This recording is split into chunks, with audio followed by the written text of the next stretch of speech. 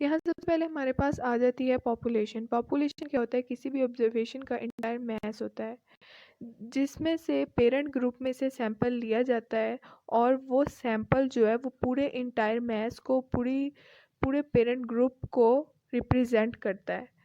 जबकि sample sample वो aggregate object या पर्सन या एलिमेंट होता है जो हम यूनिवर्स से सिलेक्ट करते हैं या फिर पॉपुलेशन से सिलेक्ट करते हैं, और वो जो सैंपल है वो पूरी रिप्रेजेंटेशन करता है पूरे पॉपुलेशन की, पूरी यूनिवर्स की, तो उसको हम कहते हैं सैंपल। अब जो सैंपल लेने का प्रोसेस है, जिसमें हम सैंपल पूरे इंटायर मैस से, पूरे पॉपुलेशन से, पूरे यूनिवर्स से हम सैंपल लेते हैं, उस प्रोसेस को, उस मेथड को हम सैम्पलिंग कहते हैं। अब हम कुछ इंपॉर्टेंस देख लेते हैं सैम्पलिंग की। सैम्पलिंग की इंपॉर्टेंस ये है कि बहुत इकोनॉमिकल होता है, एक्यूरेसी के हिसाब से भी ये बेहतर होता है। इसके अलावा इजीली अप्रोचेबल होता है और इसमें हमें एरर बहुत कम देखने को मिलते हैं। प्रैक्टिकली ये प्रोसेस होता है और सेव टाइम एंड एफर्ट्स। अब अगर हम सैम्पलिंग की टाइप्स की बात करें तो दो तरह की सैम्पलिंग होती है, एक प्रोबेबिलिटी सैम्पलिंग और एक non probability sampling. Probability sampling एक ऐसी सैम्पलिंग है जिसके अंदर पॉपुलेशन में मौजूद हर यूनिट इक्वल चांस रखता है कि वो सैंपल के लिए सिलेक्ट हो सके। जबकि नॉन प्रोबेबिलिटी सैम्पलिंग एक ऐसी सैम्पलिंग है जिसमें हर यूनिट पॉपुलेशन का इक्वल चांस नहीं रखता कि उसे हम सैंपल के लिए सिलेक्ट करें। तो ऐसी सैम्पलिंग जिसमें हर यूनिट इक्वल चांस रखता है कि उसे सैंपल के लिए सिलेक्ट किया जाए, तो वो सैम्पलिंग प्रोबेबिलिटी सैम्पलिंग कहलाती है।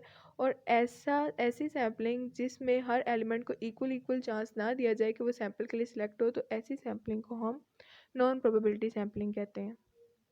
अब हम देख लेते हैं प्रोबेबिलिटी सैम्पलिंग की कुछ टाइप्स को। प्रोबेबिलिटी सैम्पलिंग में आ जाती है हमारे पास simple random sampling, stratified sampling, systematic sampling और क्लस्टर सैम्पलिंग। सबसे पहले हम डिस्कस करेंगे रैंडम सैम्पलिंग। रैंडम सैम्पलिंग एक ऐसी सैम्पलिंग है जिसमें इंडिविजुअल एलिमेंट जो यूनिवर्स में है उनको इक्वल चांस दिया जाता है कि उनको चूज़ किया जाए।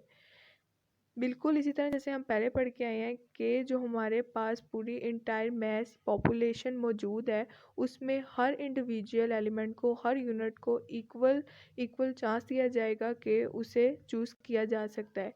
मतलब कि हम पूरे पॉपुलेशन में किसी एक को भी चूज़ कर सकते हैं। तो ऐसी सैम्पलिंग को हम रैंडम सैम्पलिंग का नाम दे रहे हैं।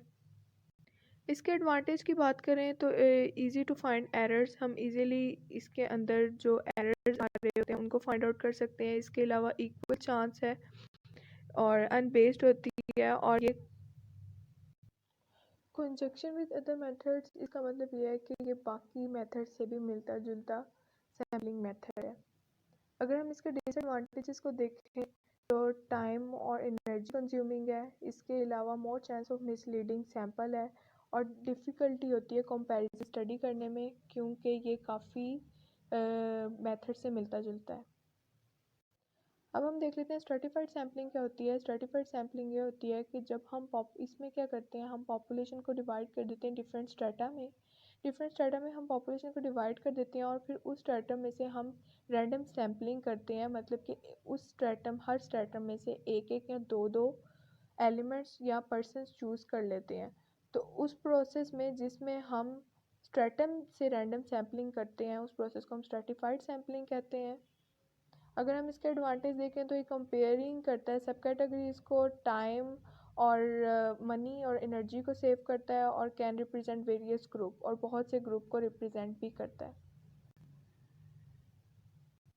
इसके डिसएडवांटेजेस की बात करें तो इट रिक्वायर्स मोर एफर्ट, और इसके लिए हमें लार्ज साइज सैम्पल साइज़ की ज़रूरत पड़ती है, और जो स्ट्रेटा है वो ओवरलैपिंग होती है, जिसकी वजह से ये इसका बहुत बड़ा डिसएडवांटेज भी है। अब हम देख लेते हैं सिस्टमैटिक सैम्पलिंग क्या होती है। Systematic sampling is obtained by the collection of element by drawing every n person after it, and n is numbered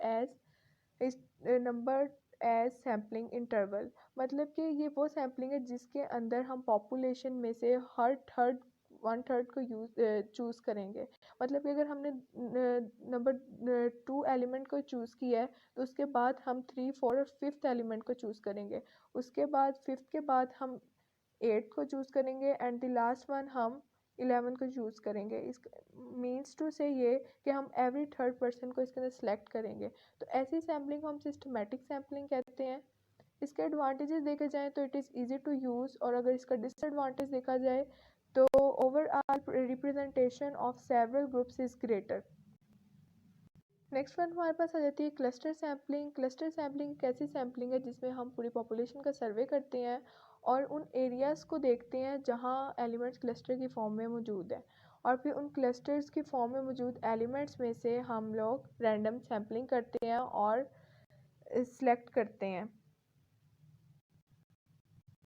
जब हम क्लस्टर्स में से जो सैंपल सेलेक्ट करते हैं, वो जो सैंपल है वो पूरी यूनिवर्स की करैक्टरिस्टिक्स को रिप्रेजेंट करता है। तो इस तरह की सैम्पलिंग जिसमें हम क्लस्टर के थ्रू सैम्पलिंग करते हैं, तो उस तरह की सैम्पलिंग को हम क्लस्टर सैम्पलिंग कहते हैं। अगर इसके एडवांटेजेस की बात करें तो easier to apply larger geographic area और सेव टाइम ऑफ ट्रैवलिंग। और अगर डिसएडवांटेजेस देखें तो it is not a good representative of population, और साथ साथ सैंपल के अंदर बहुत से एरर हमें देखने को मिलते हैं। Same individual can belong to two cluster, जिसकी वजह से हमें 2 दफ़ा इसको स्टडी करना पड़ता है। नेक्स्ट हमें पता है कि नॉन प्रोबेबिलिटी सैम्पलिंग क्या होती है। नॉन प्रोबेबिलिटी सैम्पलिंग ऐसी सैम्पलिंग है जिसके अंदर हर एलिमेंट को जो यूनिवर्स में मौजूद है उसको इक्वल चांस नहीं दिया जाता फॉर सैम्पल। तो अगर हम इसके टाइप्स को डिस्कस करें तो उसमें फ़र्स्ट ऑफ ऑल इसकी जो टाइप है वो हमारे पास रहती है accidental sampling, the next one is convenience, third one is purposive sampling and the last one is quota sampling. सबसे पहले हम देखते हैं एक्सीडेंटल सैम्पलिंग। ये ऐसी सैम्पलिंग है जिसमें हम यूनिट को सिलेक्ट करते हैं on easy approaches, means the selecting of the unit on the basis of easy approaches. अगर हम इसके एडवांटेज देखें तो इसका एडवांटेज ये हमें मिलता है कि इजी और क्विक रिज़ल्ट हमें मिलता है, और ये हमारी टाइम, मनी और एनर्जी को भी सेव रखता है। जबकि डिसएडवांटेजेस में इसका फिर वो डिसएडवांटेज है कि नॉट रिप्रेजेंटेटिव ऑफ पॉपुलेशन और can not produce reliable result, और हमें इससे कोई रिलायबल रिजल्ट भी हासिल नहीं होता। कन्वीनियंस मेथड जो है, कन्वीनियंस मेथड एक ऐसा मेथड है जिसमें हम अपनी कन्वीनियंस को देखते हुए आइटम्स को सिलेक्ट करते हैं। इसके अंदर हमने कोई प्री प्लानिंग नहीं की होती, तो no pre planning is necessary for the selection of item, और इसके लिए कोई प्री प्लानिंग ज़रूरी भी नहीं होती। तो ऐसा प्रोसेस जिसके अंदर हम लोग आइटम की selection on the basis of convenience करें, उसको हम कन्वीनियंस मेथड कहते हैं। इसका एडवांटेज हमें ये मिलता है कि एक इजी मेथड है और इकोनॉमिकल है, जबकि डिसएडवांटेज ये कि बेस्ड डेटा है और नॉट रिप्रेजेंटेटिव पॉपुलेशन है।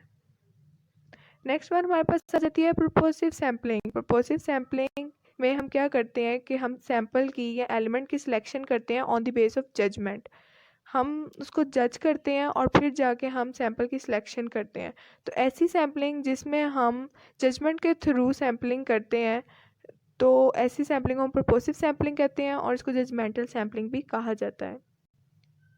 एडवांटेज है कि कंट्रोल ऑन वेरिएबल, और डिसएडवांटेज का ये है कि reliability of the criteria is questionable. Last पे आ जाती है हमारे पास कोटा सैम्पलिंग, जिसमें हम एक स्पेसिफाइड नंबर ऑफ पर्सन को हर कैटेगरी में से हर स्पेसिफिक पर्सन को हम सिलेक्ट करते हैं, या हर स्पेसिफिक एलिमेंट को सिलेक्ट करते हैं और उसकी सैम्पलिंग करते हैं। तो ऐसी सैम्पलिंग जिसमें हम स्पेसिफिक पर्सन को कैटेगरी में से चूज़ करते हैं उसको हम कोटा सैम्पलिंग कहते हैं। एडवांटेज इसका ये कि प्रैक्टिकली है और इकोनॉमिकली है, हमें होता है इसका एडवांटेज। और डिसएडवांटेज इसका ये है कि नॉट ट्रू रिप्रेजेंटेटिव, और इसके अलावा नॉट फ्री फ्रॉम एरर्स, मतलब कि इसके अंदर हमें बहुत से एरर्स भी देखने को मिलते हैं।